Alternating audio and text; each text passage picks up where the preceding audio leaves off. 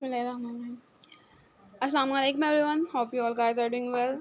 This is Salha Nadeem, member of Group 8. My group members are Ariba Ijaz, Muniba, Aisha and Asad. So today our topic is character development and good sporting behavior. हमने पढ़ना क्या है आज की video में, एक athlete का character development और उसका बिहेवियर। अब हमारे पास पहला पॉइंट क्या आता है, फेयर प्ले।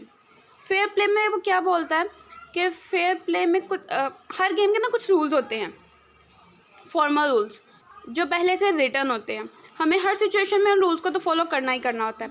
फेयर प्ले बोलता है कि हमें सिर्फ उन रूल्स को ही फॉलो नहीं करना, हमें क्या करना है, अपने अंदर कोऑपरेशन की एक स्पिरिट पैदा करनी है और क्या करना है कि अनरिटन रूल्स को भी फॉलो करना है नेसेसरली, इस बात को इंश्योर बनाने के लिए ताकि हमारी जो गेम है, हमारा जो प्ले है वो फेयर है। अब इसमें नेक्स्ट पॉइंट क्या आ जाता है, फेयर प्ले के बिल्डिंग ब्लॉक्स। अब फेयर प्ले के बिल्डिंग ब्लॉक्स क्या है, हमारी रिस्पेक्ट, कंपटीशन, हमारी फ्रेंडशिप, हमारी इक्वालिटी, इंटीग्रिटी और रिस्पेक्ट ऑफ रिटन और अनरिटन रूल्स। ठीक है। अब अगर हम लोग एग्जांपल की बात करें, हम लोग इंडिया पाकिस्तान की क्रिकेट टीम की बात कर लेते हैं। पहले क्या होता था कि इंडिया पाकिस्तान की क्रिकेट टीम का उनका मेन गोल क्या होता था, मेन गोल उनका ये होता था कि हमें, इंडिया वाले कहते थे पाकिस्तान को हराना है, पाकिस्तान वाले कहते थे इंडिया को हराना है। लेकिन उधर क्या था, उधर फ्रेंडशिप नहीं थी, उधर अजीब एक मतलब एक नफ़रत का एलिमेंट आ जाता था। तो ग्राउंड में क्या होता था, अक्सर मैचेस में ऐसा होता था कि ग्राउंड में जी लड़ाई हो रही है, दो प्लेयर्स आपस में लड़ पड़े। लेकिन अगर हम लोग अभी प्रेजेंट सिचुएशन की बात करें तो हमारे पास ऐसी बहुत सारी एग्जांपल्स हैं।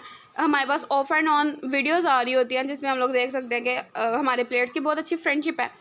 इससे ऐसा नहीं हुआ कि हमारे गोल्स बदल गए। इंडिया वाले ये नहीं कह रहे कि पाकिस्तान वाले चलो कुछ नहीं होता मैच जीत जाए, या पाकिस्तान वाले ये कह रहे हैं कुछ नहीं होता इंडिया मैच जीत जाए। दोनों के गोल्स वही हैं। इंडिया कहता है पाकिस्तान को हराना है, पाकिस्तान कहता है इंडिया को हराना है।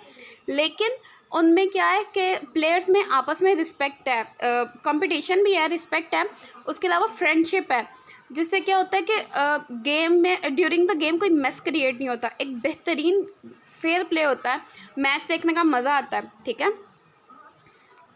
अब फेयर प्ले में एक चीज़ आ जाती है कि हमें उसमें सिर्फ ये चीज़ें आ जाती है कि हमारा गेम स्टार्ट हो गया, बहुत बेहतरीन गेम चल रही है, हमारे प्लेयर्स बेहतरीन फेयर प्ले दे रहे हैं, एक दूसरे की रिस्पेक्ट कर रहे हैं, एक दूसरे को बुली नहीं कर रहे, मतलब टॉलरेंस शो हो रही है, केयर शो हो रही है, एक्सीलेंस शो हो रही है। लेकिन जब हमें पता लगता है कि भाई मेरी टीम तो हार रही है, तो हम लोग during the game second team को बुली करने लग जाए, या कहते हैं यार इसने चीटिंग किया, इस वजह से जीत गया। ये चीज़ नहीं आती फेयर प्ले में। हम जीत रहे हो, हम हार रहे हो, हमें हर सिचुएशन में फेयर प्ले देना है। हमें नेक्स्ट पर्सन की रिस्पेक्ट करनी है, नेक्स्ट टीम की रिस्पेक्ट करनी ही करनी है, हमें उनको ऑनर देना है। आफ्टर फेयर प्ले हमारे पास जो नेक्स्ट चीज़ आ जाती है वो क्या है, नेक्स्ट पॉइंट हमारे पास क्या है, good sporting behaviour. Good sporting behaviour क्या है कि जब मैं बोलूँ ना कि मुझे बस ये मैच हर सिचुएशन में जीतना है, मेरे पास कोई सेकंड ऑप्शन, इसके जीतने के अलावा कोई सेकंड ऑप्शन है ही नहीं, तो उस सिचुएशन में भी मैं कोई अनएथिकल परफॉर्मेंस नहीं दूंगी, मैं कुछ भी गलत नहीं करूँगी, मैं हर अपना एथिकल स्टैंडर्ड को पूरा करूँगी, अपनी स्ट्रेटजीज़ पर फोकस करूँगी और अपनी तरफ से बेस्ट दूंगी कि मेरा बेहतरीन स्पोर्टिंग बिहेवियर हो। ठीक है। ये चीज़ आ जाती है गुड स्पोर्टिंग बिहेवियर में। उसके अलावा गुड स्पोर्टिंग बिहेवियर में क्या चीज़ आती है, फॉर एग्जाम्पल टू टीम्स हैं, ए और बी। अब टीम ए जीत गई है और टीम बी हार गई है। अब टीम बी ने क्या किया, टीम ए ये नहीं करेगी कि वो बोले कि हो टीम बी को हो तुम तो हार गई, वो उन्हें तंग नहीं करेंगी या उन्हें बुली नहीं करेंगी, उन्हें टॉन्ट नहीं करेंगी, वो उन्हें बोलेंगी better luck next time, good try, well played. ये सारे वो वर्ड्स हैं जिससे हमारे क्या होते हैं, गुड स्पोर्टिंग बिहेवियर शो होते हैं। उसके अलावा अक्सर हम लोग देखते हैं कि आफ्टर द गेम दोनों टीम्स, एक जीतने वाली टीम और एक हारने वाली टीम, दोनों टीम्स के प्लेयर्स हैंडशेक करते हैं, तो ये भी गुड स्पोर्टिंग बिहेवियर में ही इंक्लूड होता है। नेक्स्ट हमारे पास आ जाते हैं गुड स्पोर्टिंग बिहेवियर के फैक्टर्स। 5 फैक्टर्स हैं गुड स्पोर्टिंग बिहेवियर के। सबसे पहला क्या है कि हमें फुल करनी है अपनी कमिटमेंट को, हमें हर सिचुएशन में जो हमें बोला गया और जो हमने बोला है उसे फुलफ़िल करना है। ठीक है। सेकंड चीज़ आ जाती है हमें रिस्पेक्ट करनी है रूल्स और रेगुलेशंस की। थर्ड भी हमने रिस्पेक्ट करनी है अपने सोशल कन्वेंशंस की। फोर्थ में क्या है कि हमें रिस्पेक्ट करनी है अपने ओपोनेंट्स की, हमें उन्हें बुली नहीं करना, हमें उन्हें तंग नहीं करना, कुछ भी करके हमें ये नहीं करना कि यार वो टीम तो है इतनी आवारा सी, हाँ क्या अजीब सी टीम है तो हमें उनके साथ खेलें, कुछ इतना बुरा नहीं, कुछ भी नहीं बुरा करना, ठीक है। हमें हर सेकेंड पर्सन की रिस्पेक्ट करनी है, ये फैक्टर है, ठीक है। उसके बाद लास्ट पॉइंट क्या है कि हमें अवॉइड करना है अपना पुअर एटीट्यूड।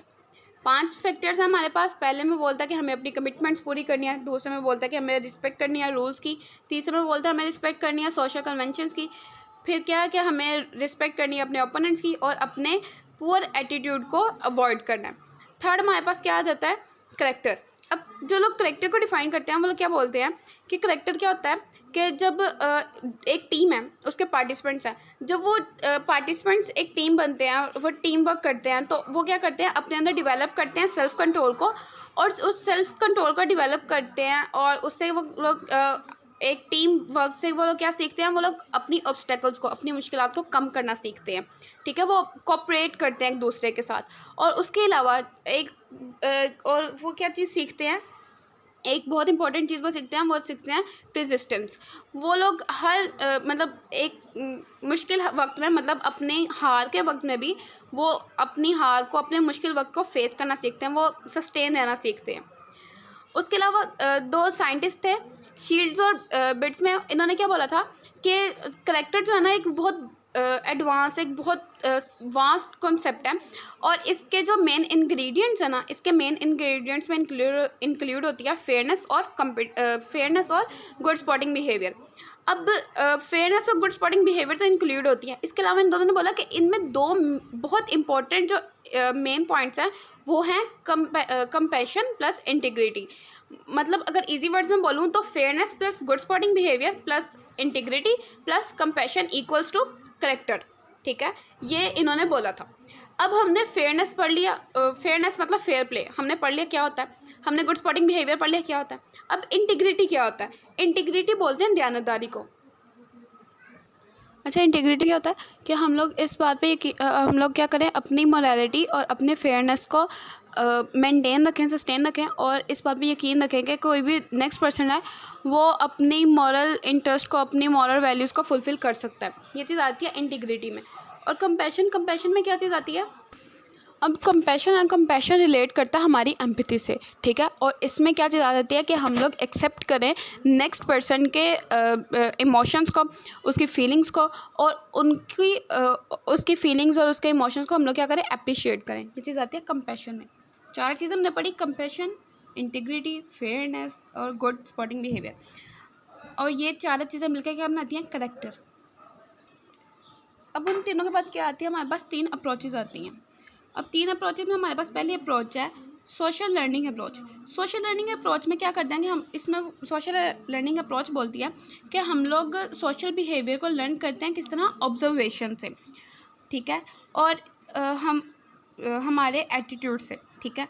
अब एग्जांपल में कहता है कि अगर हम एक टीचर है, उसका पॉजिटिव बिहेवियर है रिगार्डिंग टू हिज और हर स्टूडेंट, ठीक है, वो टीचर का बड़ा पॉजिटिव बिहेवियर है उसके स्टूडेंट्स को लेके, वो अपने स्टूडेंट को इनकरेज करती है। किसी स्टूडेंट ने कोई अच्छा काम किया तो वो उसे इनकरेज करेगी, अगर किसी ने कोई गलत काम कर दिया तो उसे डीमोटिवेट नहीं करेगी, वो बोलेगी बेटा ये यूँ नहीं, ये यूँ होता है, तो आप इसको इस तरह करोगे तो ठीक हो जाएगा।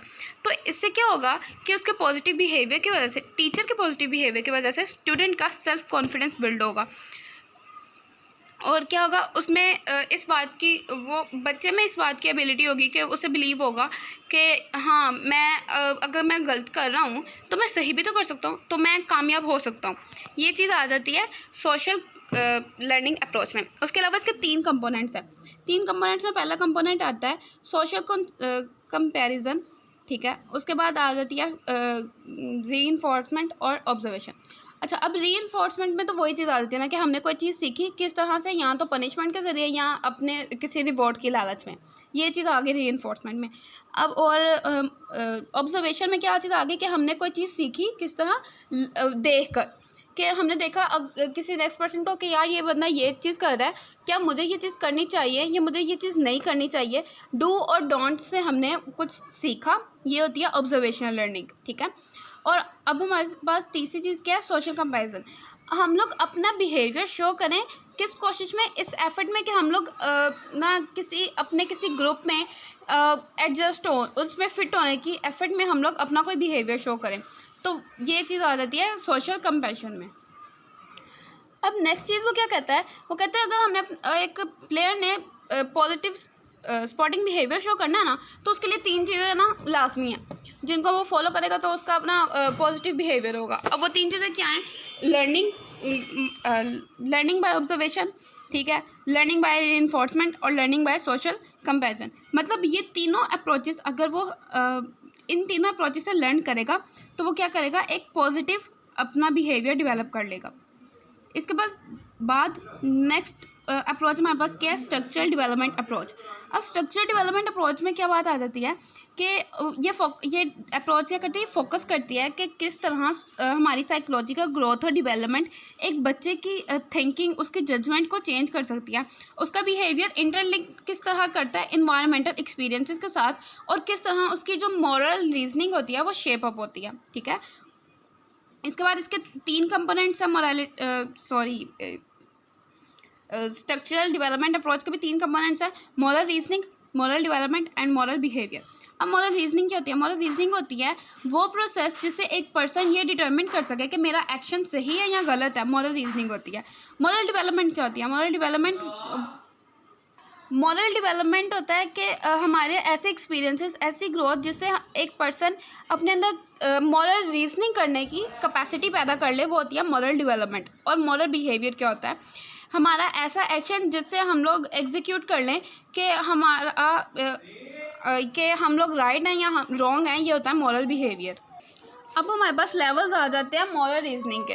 मॉरल रीजनिंग के हमारे पास 5 लेवल्स हैं, और उनमें सबसे पहला लेवल क्या है? It's okay as long as I am not coach. मतलब कि क्या कि मैं कुछ भी कर सकता हूँ जब तक मैं पकड़ा नहीं जाता, ठीक है।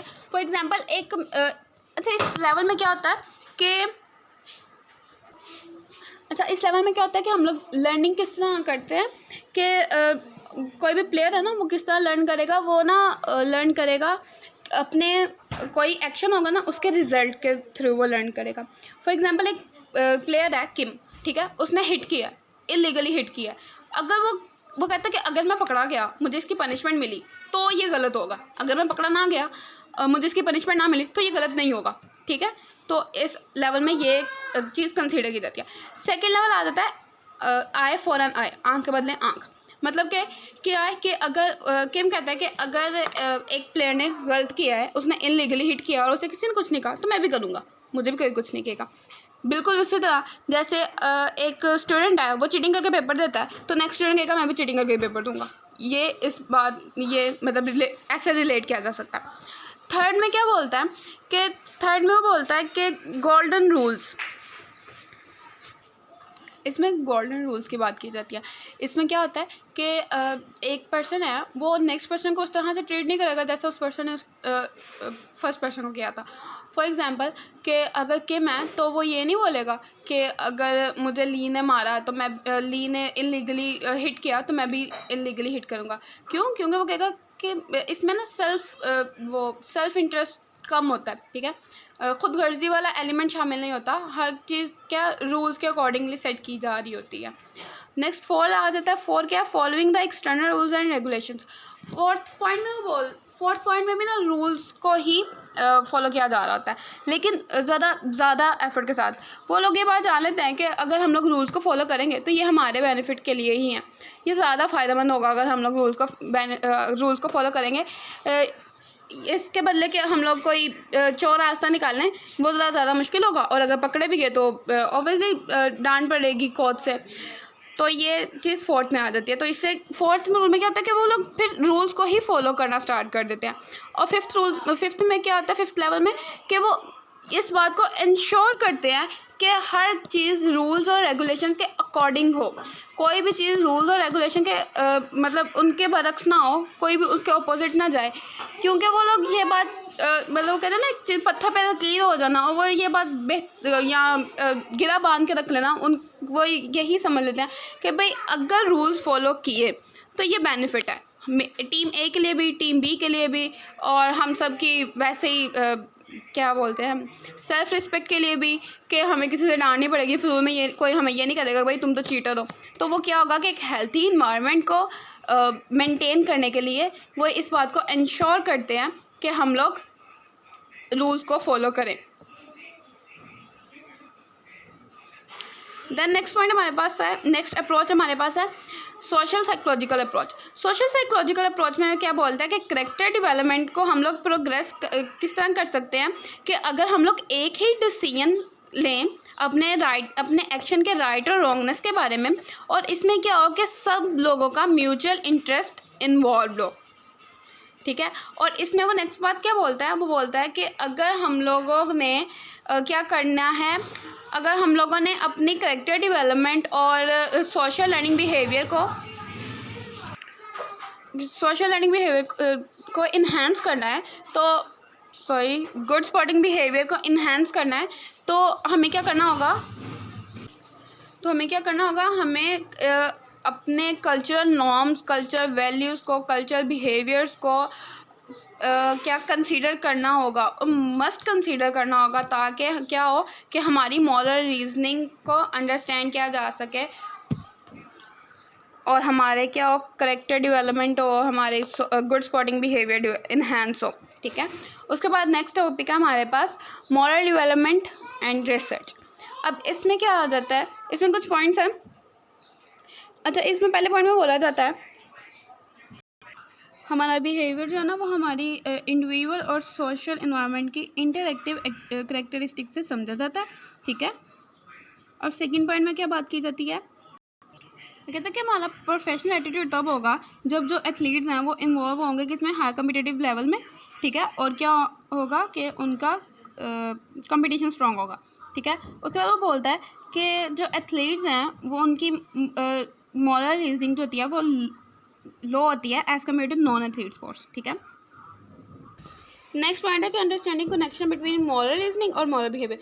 मॉरल रीजनिंग और मॉरल बिहेवियर में कनेक्शन क्या है, ठीक है। अब वो हमें साइंटिस्ट ने बताया था और हम लोग उनके मेन पॉइंट्स को डिस्कस करेंगे। अब उनके मेन पॉइंट्स में सबसे पहले क्या बात की जाती है, अब इसमें वो पहले पॉइंट में क्या बोलता है कि हम लोग किसी भी सिचुएशन को ना इंटरप्रेट तब कर सकते हैं जब उसमें एक ही तरह की मॉरल रीजनिंग इंक्लूड हो।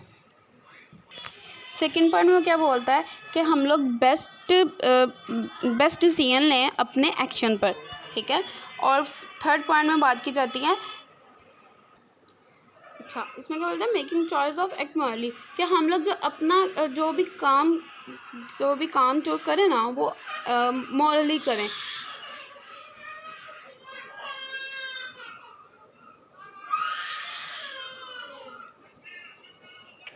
सॉरी, अच्छा फोर्थ पॉइंट में बात क्या करता है कि हमारा जो हमारी मॉरल रीजनिंग है ना उसका इफ़ेक्ट क्या है, उसकी इम्प्लीमेंटेशन में। अच्छा, अब नेक्स्ट पॉइंट है हमारे पास कि मॉरल अप्रोप्रिएट बिहेवियर। सबसे पहले तो क्वेश्चन ये राइज होता है कि why certain behaviours are appropriate, कुछ रवैये मुनासिब क्यों। अच्छा, इसमें क्या आंसर है, सबसे पहले तो पॉइंट में वो ये बोलता है कि ना अब हमारा जो एक्शन होगा उसकी राइटनेस और रॉन्गनेस, उसकी राइटनेस और रॉन्गनेस को ना फ्रिक्वेंटली रिएक्शनली एक्सप्लेन करना कि हाँ ये ठीक है, हाँ ये गलत है, ये ऐसा है, ये वैसा, क्योंकि ये ऐसा है, क्योंकि ये वैसा है, इसलिए गलत है, इसलिए गलत है। तो ये फ्रिक्वेंटली लॉजिकल रीजनिंग से रिएक्शनली उसको राइट और रॉन्ग प्रूव करना। सेकेंड पॉइंट में वो कहता है कि जो फिटनेस और प्रोफेशनल स्पोर्ट्स पर्सन होते हैं ना उनको वो अपने प्रोफेशन को लेके इस कदर सीरियस होना चाहिए कि वो एक मॉडल हो, किस चीज़ का मॉडल हो, अपने गुड स्पोर्टिंग बिहेवियर का। अच्छा, नेक्स्ट पॉइंट है कि discuss model dilemmas and choice. अच्छा, इसके बाद फर्स्ट पॉइंट में क्या बोलता है कि हमें मॉरल डायलेमा क्या करता है कि वो बोलता है कि ना जो पार्टिसिपेंट्स है ना वो अपने डिसीजंस को मॉरली बोलें कि ये करेक्ट है, या वो अपने डिसीजंस को बताएं कि व्हाट इज़ मॉरली करेक्ट और इनकरेक्ट, कि एथिकली क्या चीज़ सही है और क्या चीज़ गलत है। ये क्या कौन बताता है, मॉरल डायलेमास बताते हैं, ठीक है। उसके बाद बताता है कि हमें क्या करना है, अपने राइटनेस और रॉन्गनेस को ना ग्रे एरिया में रख के देखना है। अब ग्रे एरिया क्या होता है, एक होता है ब्लैक एरिया, एक होता है वाइट एरिया। वाइट एरिया में कंसिडर किया जाता है हर चीज़ 100% ठीक है, और ब्लैक एरिया में कंसिडर की जाती है हर चीज़ 100% गलत है। ठीक है, ग्रे एरिया इनके दरमियान में कोई मिडिल की चीज़ होती है। ठीक है, जिसमें कहा जाता है कि हाँ अगर ये इतना सही है तो इतना गलत है, तो ये मिडल में आ जाता है। ठीक है, अब वो कहते हैं कि अपने जो डिसीजंस हैं उनको ग्रे एरिया में रख के डिस्कस करना चाहिए, जो कि जो कि अगेंस्ट द रूल्स भी हो सकते हैं और अगेंस्ट द रूल्स नहीं भी हो सकते। ठीक है, उसके बाद है नेक्स्ट चीज़ क्या है, building dilemmas and choice into practice. अब ये प्रैक्टिस में क्या क्या चीज़ें इंक्लूड हो सकती हैं। सबसे पहले तो बोलता है कि हमें अपने प्लेयर्स को हर वो इक्विपमेंट नहीं देना चाहिए, मतलब ये नहीं हर वो इक्विपमेंट नहीं देना चाहिए जो वो डिमांड करे। मतलब ऐसा नहीं करना चाहिए, अगर एक पर्सन ने बोला कि मुझे बॉल चाहिए तो उसे हर वक्त फ़ौरन पकड़ा दी। मतलब कुछ चीज़ें उन्हें देनी है, ऑन द स्पॉट प्रोवाइड करनी है, लेकिन हर चीज़ ऑन द स्पॉट प्रोवाइड नहीं करनी, उन्हें बहुत ईज़ में नहीं रखना, उन्हें टफ़ टाइम देना है। ठीक है, सेकेंड पॉइंट में वो क्या बोलता है कि हमें एक ऐसी ड्रिल बनानी है जिसमें हमारे जो जो हमारे पास अपॉर्चुनिटीज़ हों वो अनईक्वल हों, और हम उन अनईक्वल अपॉर्चुनिटीज़ में क्या करें, प्रैक्टिस करें। थर्ड पॉइंट में वो क्या बोलता है कि जो हमारा प्लेयर होगा हमें उसका टेम्पर्ड स्ट्रॉन्ग करना है, हमें उसे अपने वर्ड से हर्ट करना है। इससे क्या होगा, जब एक पर्सन को पहले ही ये प्रैक्टिस दी जाएगी कि अगर उसे कोई बुली कर रहा है ड्यूरिंग द गेम और वो उससे किस तरह फेस उसने वो सिचुएशन करनी है, तो उससे उसकी गेम इफ़ेक्ट नहीं होगी। एक पर्सन है, उसे पता है कि अगर मुझे किसी ने कुछ बुरा बोला है तो मैंने वो सिचुएशन किस तरह से फेस करनी है, तो उस वक्त वो जो काम कर रहा होगा या वो जो उसकी परफॉर्मेंस होगी वो इफ़ेक्ट नहीं होगी। फोर्थ पॉइंट में वो क्या बोलता है कि हमें हर एक ऐसी ड्रिल मेंटेन करनी है जिसमें ये पॉसिबिलिटी हो कि हम लोग रफ प्ले दें अपने प्लेयर्स को, ताकि वो हर तरह, इनसे क्या होगा, इन सारी एक्सरसाइजेज से, इन सारी प्रैक्टिस से क्या होगा कि प्लेयर्स को ना हर सिचुएशन में खेलना आता होगा, उन्हें हर सिचुएशन फेस करनी आती होगी, और इससे उनकी गेम इफ़ेक्ट नहीं होगी, कुछ बुरा इम्पैक्ट नहीं होगा। देन नेक्स्ट पॉइंट है टीच कोऑपरेटिव लर्निंग स्ट्रेटजीज। इसमें क्या चीज़ आ जाती है कि हमें अपनी अचीवमेंट मोटिवेशन को डेवलप करने के लिए ना ये नेसेसरी है कि हम लोग क्या करें, कंपटीशन और कोऑपरेशन को इन्वॉल्व करें। ठीक है, उसके बाद वो नेक्स्ट पॉइंट में क्या बोलता है, वो कहता है कि जो फिजिकल एक्टिविटी का पार्टिसिपेंट है ना, उसे ये भी बताना चाहिए कि वो कोऑपरेटिव लर्निंग स्ट्रेटजीज उसको सिखानी चाहिए। ठीक है, और उसके बाद थर्ड पॉइंट में क्या बोला जाता है, ability to learn how to cooperate in critical to character development. Character development के लिए क्या ज़रूरी है कि हमें ये एबिलिटी हो, इस लर्निंग की ये एबिलिटी हो कि हमें कोऑपरेट किस तरह करना है। हम कहते हैं लर्निंग इन्वॉल्व्स। लर्निंग में क्या क्या चीज़ें इंक्लूड होती हैं, हमारी लर्निंग में सबसे पहले इंक्लूड होना चाहिए हमारे super ordinary goals in games. हमारे एक तो ऑर्डिनरी गोल्स होते हैं कि अच्छा यार ठीक है, इतनी टोटल 100 गेम्स है, 50 जीत गेट्स ओके, लेकिन हमारे सुपर ऑर्डिनरी गेम्स होने चाहिए। मतलब एक हमारा को कि एक होता है ऑर्डिनरी रिजल्ट, एक होता है एक्स्ट्रा ऑर्डिनरी थिंग्स। तो ये सुपर ऑर्डिनरी थिंग्स उन चीज़ों में आ जाती है कि हमारा एक्सीलेंट रिजल्ट होना चाहिए। ठीक है, उसके बाद है कि उसके बाद सेकंड पॉइंट क्या है, कंस्ट्रक्टेड बाय कॉम्पिटिटिव गोल्स। इसमें क्या होगा कि हम लोग अपने जो गोल्स होंगे उन पे फोकस करेंगे। थर्ड पॉइंट में क्या होता है, फोकस ऑन कोऑपरेटिव गेम्स, के हम अपनी गेम में क्या करेंगे, फोकस करेंगे अपनी गेम की कोऑपरेटिवनेस में। ठीक है, उसके बाद है अच्छा, अब इसमें नेक्स्ट पॉइंट्स क्या इंक्लूड होते हैं। अब क्या है कि कोई काम है ना, उसके क्लाइमेट पर जोर देना। ठीक है, उसका स्ट्रेस में लेना। ठीक है, और जो लोग उसमें पार्टिसिपेंट कर रहे हैं, जो पार्टिसिपेंट्स हैं, वो क्या कर रहे हैं कि वो ना अपने गोल को अपनी ईगो पे ले लें कि भाई मुझे ये काम जीतना है, ये ऐसा करना है, ये वैसा करना है। तो ये एक मोटिवेशनल क्लाइमेट में इंक्लूड होता है। ठीक है, उसके पास कई 3 पॉइंट्स हैं मोटिवेशनल क्लाइमेट के। नेक्स्ट पॉइंट है हमारे पास कि शील्ड्स और बिटमेयर ने क्या बोला था। इन दोनों ने बोला था कि ना जो कॉम्पिटिटिव स्पोर्ट्स के साथ एसोसिएटेड प्रॉब्लम्स होंगे ना, उनके बावजूद जो लोग इसमें पार्टिसिपेट करेंगे ना, उनके पास बहुत ज़्यादा अपॉर्चुनिटीज़ होंगी कि वो लोग मॉरल वैल्यूज़ को सीखें। नेक्स्ट है रेजिलेंसी। रेजिलेंसी क्या होता है? लचक। इसमें क्या बात की जाती है कि परेशानी के खतरे को ख़त्म करने के बाद ना राइट कंडीशंस में सक्सेसफुली कम बैक करना। ठीक है। सेकेंड पॉइंट में क्या है? Social competence. सोशल कम्पिटेंस में क्या है कि ये वो एबिलिटी है जिसमें हम लोग एक दूसरे से सोशली इंटरेक्ट करें और फिर क्या करें, ड्यूरिंग द इंटरेक्शन हम लोग एक स्ट्रॉन्ग नेटवर्क क्रिएट करें। नेक्स्ट पॉइंट है ऑटोनॉमी। ऑटोनॉमी का मतलब होता है खुद मुख्तारी। अब इसमें क्या आ जाता है? हु दे आर, वो कौन थे। सेकेंड पॉइंट में कहता है कि ये बिलीव करना कि वो लोग एक्सटर्नल कंट्रोल कर सकते हैं। थर्ड पॉइंट में क्या कहता है? Believe they can act independently, और ये इस बात पर बिलीव रखना कि वो लोग इंडिपेंडेंटली क्या कर सकते हैं? एक्ट कर सकते हैं। नेक्स्ट पॉइंट है हमारे पास double side role of winning. अच्छा, इसमें इसके पहले पॉइंट में वो क्या कहता है कि हम लोगों ने ना जो जीतने पर ना जोर देना, कि भाई हर सिचुएशन में जीतना है, जीतना जीतना है। ठीक है। उसके बाद क्या कि जो लोग चीटिंग करते हैं उनके रूल्स को तोड़ना। ठीक है। और फिर वो उनसे ऐसा बिहेव करना जैसा वो लोग सही समझते हैं कि हाँ भाई इस तरह का बिहेव मुझसे किया जाए तो उस पर्सन से उसी ही तरीके का बिहेव करना। अच्छा, लास्ट में बोलता है कि एक प्लेयर है और वो अपने हाई वैल्यूज़ के बावजूद भी चीटिंग और क्या के अपने अनएथिकल थिंग्स के ना खिलाफ मुकाबला करता है, उनके ऑपोजिट, उनके अगेंस्ट लड़ता है, तो उससे क्या होती है कि उससे इंटीग्रिटी मिलती है और ये क्या होता है कि ये मॉरली ज़्यादा मीनिंगफुल होता है। And hairs it's the last point. यहाँ पर हमारा टॉपिक ख़त्म होता है। Hope you all understand.